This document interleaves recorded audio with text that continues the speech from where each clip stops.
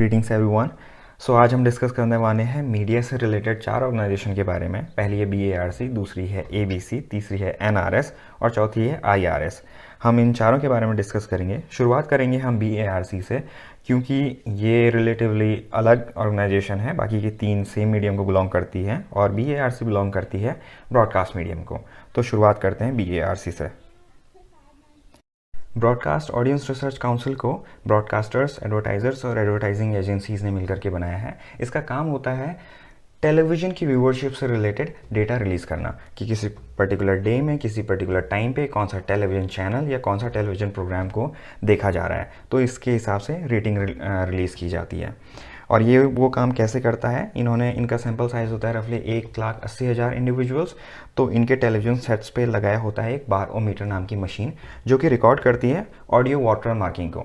जब television broadcast हो रहे होते हैं तो उनके प्रोग्राम में ऑडियो वाटर मार्किंग कर दी जाती है, यानी कि एक आसान भाषा में कहूँ तो एक आवाज़ डाल दी जाती है अलग से, जिससे इंसानी कान नहीं सुन सकते, सिर्फ मशीन रिकॉर्ड कर सकती है। तो जब वो किसी व्यूवर के घर पे आते हैं तो ये मशीन बारोमीटर उस ऑडियो को रिकॉर्ड कर लेती है, जिससे पता चलता है कि वो सर्टेन प्रोग्राम देखा जा रहा है।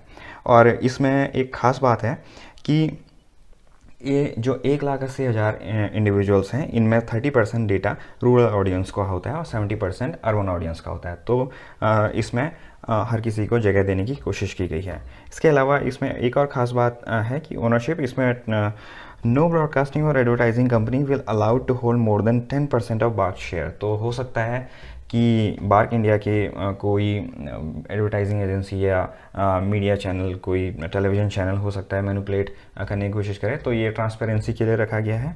तो ये काम होता है BARC यानी कि ब्रॉडकास्ट ऑडियंस रिसर्च काउंसिल का। अब बात करते हैं ऑडिट ब्यूरो ऑफ सर्कुलेशन की। इसकी शुरुआत हुई थी 1948 में। एक नॉन प्रॉफिट ऑर्गेनाइजेशन है। इसके फाउंडिंग मेंबर भी पब्लिशर, एडवर्टाइजर्स और एडवर्टाइजिंग एजेंसीज ही थे। तो आज की डेट में ABC के 562 डेलीज़, 107 वीकलीज़, 50 मैगजीन, 125 एडवर्टाइजिंग एजेंसीज, 45 एडवर्टाइजर्स और 22 से ज़्यादा न्यूज़ एजेंसीज और एसोसिएशन इसके पार्ट हैं। अब इन सब का एक ही पर्पज़ है, सही नंबर्स लेना। अब होता क्या है कि अगर किसी पेपर की मान लो 1 लाख सर्कुलेशन है और वो अपने नंबर्स बताए कि हमारे सर्कुलेशन 5 लाख की है, तो इस बिना पे वो एडवर्टाइज़र से ज़्यादा फीस की डिमांड कर सकता है, क्योंकि वो कह रहा है कि उसकी सर्कुलेशन ज़्यादा है। ज़्यादा रीच मीन्स ज़्यादा सर्कुलेशन। तो सही डेटा रिलीज़ करने के लिए ये जितने भी पब्लिकेशन हाउसेस होते हैं, ये अपना सर्कुलेशन का डेटा देते हैं ऑडिट ब्यूरो ऑफ सर्कुलेशन को। ऑडिट ब्यूरो ऑफ सर्कुलेशन उसका ऑडिट करता है और 6 महीने के बाद एक सर्टिफिकेट इशू देता है उस पब्लिकेशन हाउस को कि इनका डेटा सही है। अगर सही है तो उन्हें सर्टिफिकेट मिल जाएगा और उनका डेटा सही है। अब यहाँ पे पहुँच करके हमको एक चीज़ यहाँ पे समझ लेने की ज़रूरत है। कई बार हम लोग सर्कुलेशन और रीडरशिप को इंटरचेंजेबली यूज़ कर लेते हैं, तो और जबकि ये दोनों में काफ़ी अंतर है। सर्कुलेशन का मीनिंग होता है, लेट्स से आपके शहर की आबादी 10 लाख है और यहाँ पे कोई न्यूज़पेपर पब्लिश हो रहा है जिसका सर्कुलेशन है 5 लाख का। दैट मीन्स आपकी 50% पॉपुलेशन सेम पब्लिशर के थ्रू कवर हो रही है। तो ये तो हो गया आपका सर्कुलेशन, यानी कि circulation is a count of how many copies of a particular publication are distributed। वहीं दूसरी तरफ रीडरशिप का मीनिंग ये होता है कि लेट्स से आपके परिवार में 5-7 जितने भी लोग हैं, आपके परिवार के लोग हैं, आपके परिवार में सिर्फ एक न्यूज़पेपर आता है, तो क्या सिर्फ एक इंसान उसे पढ़ता है? शायद नहीं। हो सकता है उसे सारे लोग पढ़ते हैं, हो सकता है आपके परिवार में 2 लोग पढ़ते हो, 3 लोग पढ़ते हो। तो जितने लोग पढ़ते हैं उस डेटा को हम रीडरशिप कहेंगे, जितने लोग पढ़ते हैं। कोई चाय की दुकान है, वहाँ पे एक न्यूज़पेपर आता है या 2 न्यूज़पेपर आते हैं, वहाँ पे 100 लोग आते हैं, उसमें से 10 लोग पढ़ते हैं, तो 10 लोग उसके रीडर हैं। तो ये देखा गया है कि एक पेपर को ज़रूरी नहीं कि सिर्फ एक ही इंसान पढ़े, तो रीडरशिप ज़्यादा हो सकते हैं। तो उस केस में हो सकता है कि आपका सर्कुलेशन 5 लाख का हो लेकिन रीडरशिप 7 लाख की हो, यानी कि आपकी 70% पॉपुलेशन कवर हो गई। तो ये सारी चीज़ें समझने की हमें ज़रूरत होती है और इसका हमें फ़ायदा मिलेगा आगे की न्यूज़ एजेंसीज़ को आगे की मीडिया एजेंसीज़ को समझने के लिए। तो यहाँ पे हमें अभी हम जानने की कोशिश करेंगे एक सर्वे के बारे में, एक नहीं 2 सर्वे के बारे में। तो पहला जो सर्वे है नेशनल रीडरशिप सर्वे, अगेन रीडरशिप वर्ड आ गया। तो इसमें क्या चीज़ इंक्लूड होती है? The NRS is a survey of all media but specially the print medium conducted by the National Readership Survey Council. The body consists of member of INS, Indian Newspaper Society, Advertising Association of India and ABC, that is Audit Bureau of Circulation. तो आप लोगों ने देखा होगा कि जो BARC था, BARC India था, उसके जो फाउंडिंग मेंबर थे वो ब्रॉडकास्टर्स थे, एडवर्टाइजर्स थे जो कि उस सेगमेंट को बिलोंग करते थे, और जो ABC के फाउंडिंग मेंबर्स वो थे जो पब्लिकेशन को बिलोंग करते थे, क्योंकि उनका मार्केट ही वो था। अब यहाँ पे हमें ये समझने की ज़रूरत है कि जो एक अगेन जो हमने लास्ट में अभी यहाँ पे डिस्कस किया कि एक न्यूज़पेपर को ज़रूरी नहीं कि सिर्फ एक इंसान पढ़े। Each copy of publication may be read by more than one person depending on the frequency and the popularity of the publication.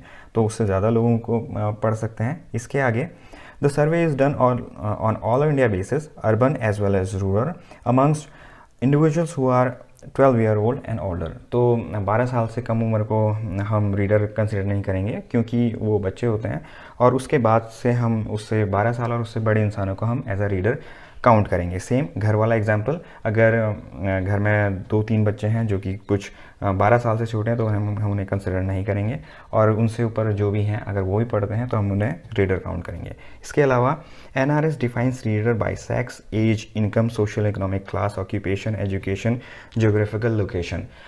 अब सारा फंडा क्या है? एडवर्टाइजिंग का।